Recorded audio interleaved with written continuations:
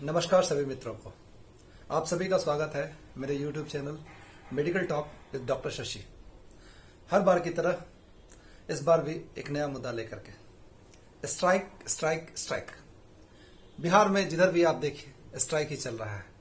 क्यों ना हो, जब सरकार को आम जनमानस से कोई मतलब ना हो रह जाए तो हर व्यक्ति त्रस्त हो जाता है, और जब हर व्यक्ति त्रस्त हो जाता है तो उनके पास दो ही चारा बचता है, या तो वह हथियार उठाए या वो गांधीवादी तरीके से स्ट्राइक पे जाए।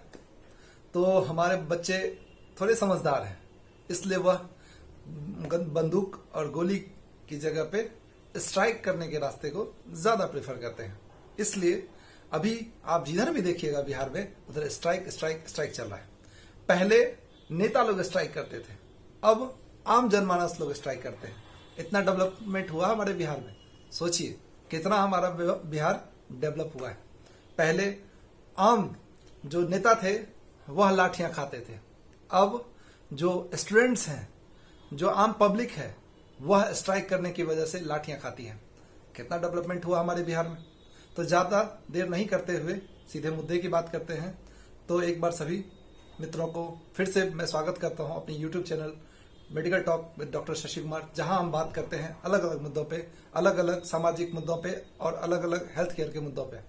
तो जिन लोगों ने भी लाइक और सब्सक्राइब नहीं किया है, लाइक और सब्सक्राइब कर लीजिएगा मेरे चैनल को, ताकि बार बार आप लोगों को अलग अलग मुद्दों पे मेरे विचार जानने को मिलते रहे। तो चलिए दोस्तों, ज्यादा समय नहीं लेते हुए मुद्दे की बात करते हैं। दोस्तों, अभी आपने देखा होगा बहुत दिनों से पीएमसीएच की जो नर्स लोग हैं, वह नर्सिंग की जो छात्राएं हैं, वह धरने पे बैठी हुई हैं। और दूसरी तरफ हमारे वेटनरी कॉलेज का भी कुछ ऐसा ही नजारा आपको देखने को मिलेगा, जहां वेटनरी में जो छात्र हैं वह कुछ दिनों से हड़ताल पे बैठे हुए हैं।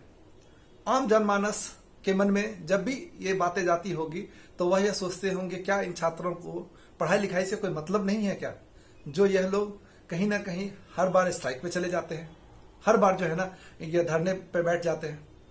तो मैं आम जनमानस से यह बात कहना चाहूंगा कि स्ट्राइक पे कोई भी बच्चा शौक से नहीं बैठता है।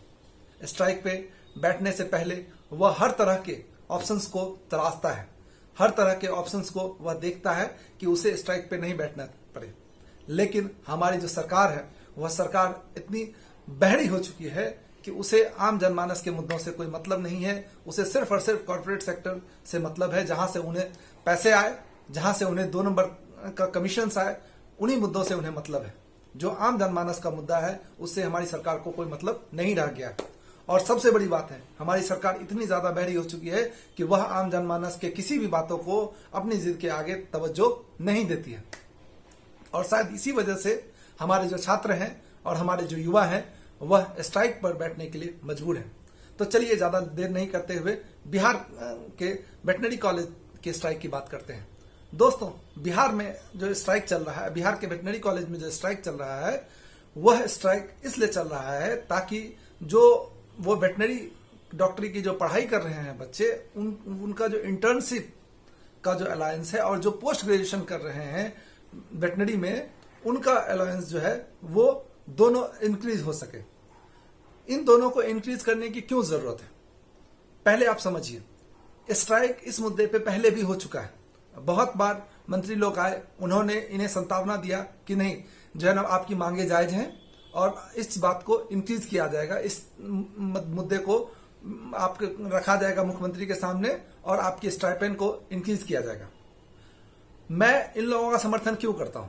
सबसे अहम बात, आपको यह बात जानकर के आश्चर्य होगा कि अभी जहां बहुत ज्यादा महंगाई है, उस दौरान में भी जो वेटनरी के बच्चे हैं उनका जो इंटर्नशिप का स्टाइपेंड है वह सिर्फ और सिर्फ 5,000 रुपए मिलता है, जो कि एक बेहतर जीवन जीने के लिए तो छोड़िए, एक बेहतर तरीके से खान पान के लिए भी सफिशिएंट नहीं है।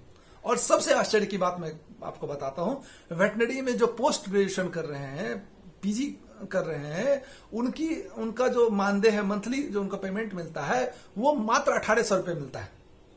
आप सोच सकते हैं कितना कम है वह पैसा एक आम जीवन जीने के लिए। कैसे वो विद्यार्थी अपना जो लाइवलीहुड है वो अपना लाइवलीहुड चलाएंगे? कैसे आप सोच सकते हैं कि वो बच्चे जो इतनी मेहनत करके कंपटीशन निकालते हैं और वो सोचते हैं क्या कि कुछ दिनों के बाद उनके गार्जियन सोचते हैं कि अब भार जो है बच्चे खुद उनका माँ बाप का भार उठाएंगे। माँ बाप के भार उठाने के समय में वो बच्चे माँ बाप से ही पैसे लेते हैं। बताइए क्या ये शर्मिंदगी वाली बात नहीं है? जहां एक और नेता लोग अपने पेंशन को हर दिन ब दिन हर दिन बढ़ाते जा रहे हैं, वैसे परिस्थिति में जो वाजिब मांगे हैं इन बच्चों को, जो रियली में स्टाइपेंड की जरूरत है, उस स्टाइपेंड को ये लोग नहीं बढ़ा रहे। और ये कोई आज की बात नहीं है, बहुत लंबे समय से इन लोगों की ये मांग है और बहुत लंबे समय से हर बार कोई न कोई नेता जाता है, इनको बगला फुसला करके इनका स्ट्राइक तोड़वाता है और हर बार जो है ना यही होता है कि चीजें जस की तरह रह जाती है।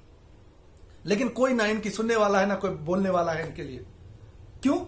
क्योंकि इनकी महत्ता लोग समझते ही नहीं है। वेटनरी डॉक्टर की महत्ता लोग समझते ही नहीं है। उनके लिए वेटनरी डॉक्टर बस एक गोबर डॉक्टर है।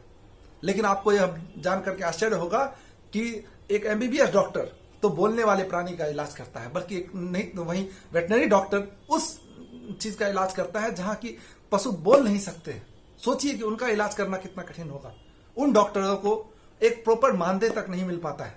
वही नेता लोग हर दिन अपना स्टाइपेंड बढ़ाते हैं, हर दिन अपना जो है ना पेमेंट बढ़ा रहे हैं, लेकिन जिनको जरूरत है उनके लिए कोई देखने वाला नहीं है। तो चलिए, ये मुद्दा तो आप समझ गए होंगे, वेटनरी कॉलेज वाला। दूसरे मुद्दे की बात करते हैं। जो नर्सिंग छात्राएं हैं, जो पटना पीएमसीएच की जो छात्राएं हैं, वह भी काफी लंबे समय से स्ट्राइक पे है। उनका भी कोई नहीं सुन रहा। अब उन छात्राओं के बारे में आपको नहीं जानकारी होगी तो मैं बता दूं कि वो छात्राएं इसलिए धरने पे बैठी है क्योंकि उनको जो है पढ़ने के लिए हॉस्टल्स का अलॉटमेंट पीएमसीएच से बाहर बहुत दूर किया जा रहा है। मैं पूछता हूं, एएनएम में छात्राएं मोस्टली गर्ल्स होती हैं। आप सोचिए कि क्या बिहार इतना अभी सेफ है जो कि आप रात के समय में अगर किसी नर्स की ड्यूटी पड़े, नर्सिंग विद्यार्थी की, वो 12 बजे रात में एक 5 किलोमीटर 10 किलोमीटर दूर से आकर के पीएमसीएच में ड्यूटी कर सके? यह प्रैक्टिकली नहीं पॉसिबल है। कल के दिन अगर उस बच्ची के साथ कुछ होता है तो कौन उसका जिम्मेदारी लेगा? कोई भी सरकार जिम्मेदारी नहीं लेती है। इसलिए नहीं लेती है क्योंकि बहुत सारी पहली घटनाएं आपने देखी होगी। जब रेप होता है तो इसी तरह चिल्लाते हैं सब लोग, लेकिन कोई फिर कुछ दिन के बाद भूल जाता है मुद्दों को। कोई जिसके साथ बीतता है वो बेचारा वह और उसका परिवार जानता है। तो कहीं ना कहीं जो नर्सिंग की छात्राओं की जो मांग है कि उनको हॉस्टल जो है पीएमसीएच के अंदर दिया जाना चाहिए, इस बात का भी मैं समर्थन करता हूं। क्योंकि जब आप इतने पैसे 500 करोड़ रुपए जो है आप जब जाति जनगणना के लिए खर्च कर सकते हैं, तो इन जो है बच्चों को इनका स्टाइपेंड और जो नर्सिंग की छात्राएं हैं उनको उनका हॉस्टल आप पीएमसीएच के अंदर दे सकते हैं।